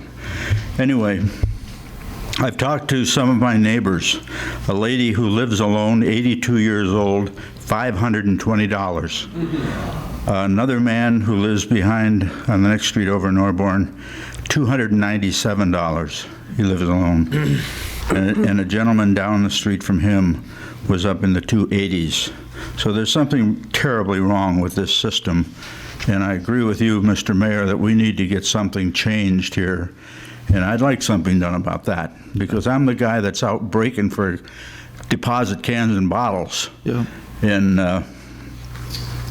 we can't afford this kind of thing. It's ridiculous. Okay. Thank you. Thank you. Any other public comment? Could I make a point? Go ahead. Still got time. I find it disrespectful that one of our esteemed council persons would, looking back on a former councilman, former mayor, would call it Van Hooten. Are you kidding me? Anyway. Thank you. My name's Ed Frolick. I reside on Robindale Street in Dearborn Heights. My concern is to the fire chief. I was driving on Warren Avenue, and last Friday I was going to make a left-hand turn, and the thing didn't show that the ambulance is coming. And lucky the gentleman that was making a right-hand turn blew the horn at me and pointing to me for me to go into the. He left space for me to shoot in there. Okay. The ambulance was coming, and it was a Dearborn Heights ambulance because I saw the lettering on it. Didn't have the siren on. Well, anyway, he slammed his brakes on, and like he was here, I was right there. Okay, and I was all shook up, and then he put a siren on right after that. Okay. And there needs to be an ordinance set by the thing when an ambulance is coming or anything. Siren's got to be on, because I would have been killed and my wife would have been killed or hurt bad. Okay, that's one issue. There's another issue. I reside by Robindale. There's a building, empty building, and that I addressed it over 3-4 months ago. I cut the weeds on the side before, but I'm not doing it no more. I approached, I went to the ordinance officer, and the ordinance officer said he'll get a hold of Jack McIntyre. And that Jack McIntyre is going to get back with me. He never responded back to me. I think that's disrespectful. No, don't give me that stuff, okay? You got your job to do your job. If you don't do their job, then get the hell out of here. Okay. Let's keep it civil. Anyway, I want the weeds cut if them weeds are not cut because they're getting tall and everything else, I'm going to go higher up because I know I have some connections too with and I will get somebody fired, okay? Okay, thank you. Yeah, but anyway, and that's besides the point. When is that, what do you call it, light on Warren Avenue, that's got a danger sign there, and that's been down for already, somebody's going to get hurt, okay? And what I brought up about that, them things that, like Cambridge Dental thing, they took it off the thing there and they put it under the sign. How come that's not removed? Start doing your job. And you, Mr. Miyake, you're supposed to represent the city council here. Every time I look at you, you're when you address to the mayor, you give your face expression. Your duty is to the city council first, and not to the mayor. Okay, thank you, sir. You know, a comment on that light, that emergency light with the fire truck picture, those don't work anymore. We didn't subscribe to that, so those don't come on. So we have to keep our, big thing with young kids, they got earphones on, they're listening to music in the car, they don't ever hear sirens or looking for lights on a vehicle. It's very important that, I don't know what the law says about wearing earphones in cars, but as far as I'm concerned, they should be outlawed in a car. Because, well, I'll tell you what, you got your police and fire that's going out on a rescue, and they're putting their lives on the line also. We've got to respect them doing their jobs. Okay, thank you. Any further public comment? Good evening, Sam, Dearborn Heights. As we spoke last council meeting about the FEMA grants, just wanted to clarify a couple of things to you guys. Thank you, Mr. Bazzi, for looking into that, for bringing it up to the light, because unfortunately, the mayor has no idea what's going on around him, and just like usual, he has no answer. Phone is not working, email is not working. God knows what's working in the city. The administration have claimed to the Michigan State Police and FEMA that they had to purchase 15 properties on Hanover, starting from Greenlee Park, going to Madison. They claimed they had to purchase those 15 houses for an average of $166,500.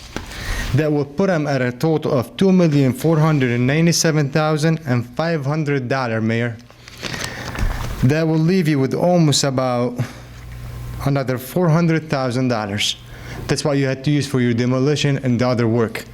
We are all been shorted out on money, which is, we really mean it. It's our money. It's not your money. You have defrauded us, and unfortunately, we don't know yet, but we're definitely going to look into it.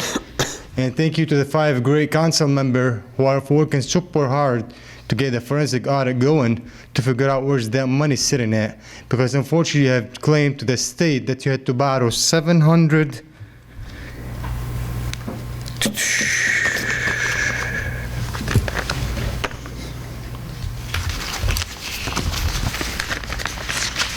almost about $720,000 from the water fund. $714,735 from the water fund. How many residents do we have out here having problem with their water bills? We don't know. Probably that's another trick for these residents. Do you have any answer for that? Does he have any answer for that?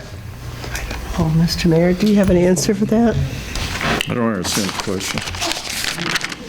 Well, the Could you please repeat then, since he doesn't have an answer, can we have the corporate counsel give us an answer? Why would I know anything about this grant? If you want me to look into it, I'll gladly look. The only reason that you're supposed to know about Chair, this. if you want me to end up looking into it, and I'll prepare a report, and we'll get to the bottom of it. I do show that Council Chair, the only reason he's supposed to know about this grant because there was a payment for the attorney, and to my knowledge, we only have one attorney for the city. I'd be very glad to look into it. Of course, I'd have to bill the city, and then I will report back, and then we will end up hearing it. How And soon can we have? I will report it as fairly as possible, just like Okay. another incident that we had where I looked into it, and it turned out to be a great big nothing burger. Okay, yeah, because, apparently here, somebody has already reviewed it and signing grant documentation for $1,250. So can we maybe find out which attorney did that? mean in terms of, was it Mr. It Kelly? says attorney reviewing and signing grant documentation, when we were charged $1,250. So somebody, I'll try to obtain that information and then. and that way go we could from just there. save the city money if it's already been. I don't know who ended up reviewing that, though. It might have been Mr., I'll contact Ms. Laszlo to find out. Okay, thank you. Madam Chair, unfortunately, since we don't have any more trust in the mayor, would like all this information to be reported to the council member, and the council members let us know. Unfortunately, we've been talking about this particular subject for almost about 2 years now, and as you can see, we have a lot of neighbors that they used to live at the Hanover, who were shorted out money, and they showed up out here. Hopefully, we're gonna have a solution. We don't have no hope in this mayor. I think it's about time for him to go, and if Mr. Miyake has any answers, we would like him to report it to you guys, and you guys let us know. Thank you. Thank you, ma'am. Thank you. Okay, is there any other public comment at this time? Please come to the microphone, state your name, and you have 3 minutes. I think you have to look at what the charge was. I don't know what they're talking about.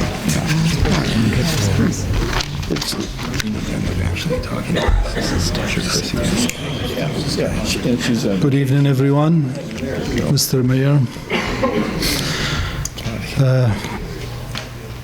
First, everybody should know we have building and safety a new director who was hired the next morning after the last city council.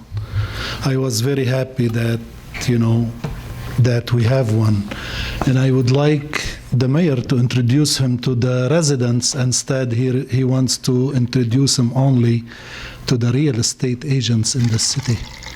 Can we have the gentleman up here to see who he is? Why don't you, please? We're very proud of you accepting the building and director's position, so do you want me?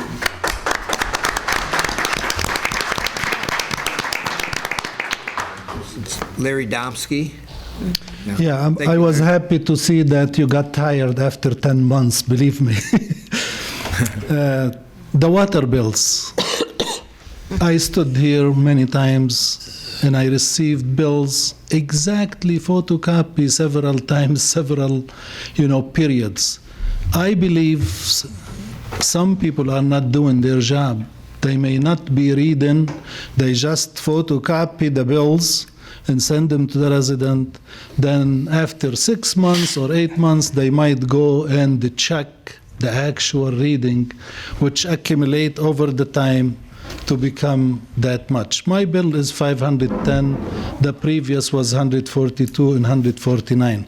So I'm not complaining about it, but I hope that the mayor and the water department will upgrade their equipment and will do their job on monthly basis. And if we are short in the reading department, we should hire an extra hand to do the actual reading, so the people who are living on Social Security are not,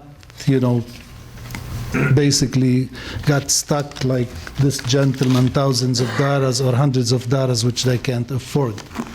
The third thing, I want to talk about those houses which they were bought from that grant.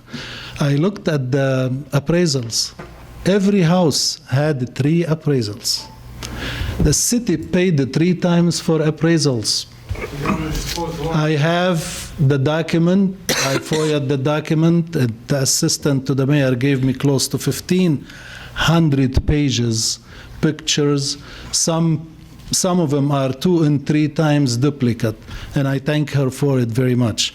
But we should look into that, because really I feel there is something wrong there, and we should from now on, before we approve anything to be done on some grants like this, that the city council should look with microscope at every number. Thank you. Thank you.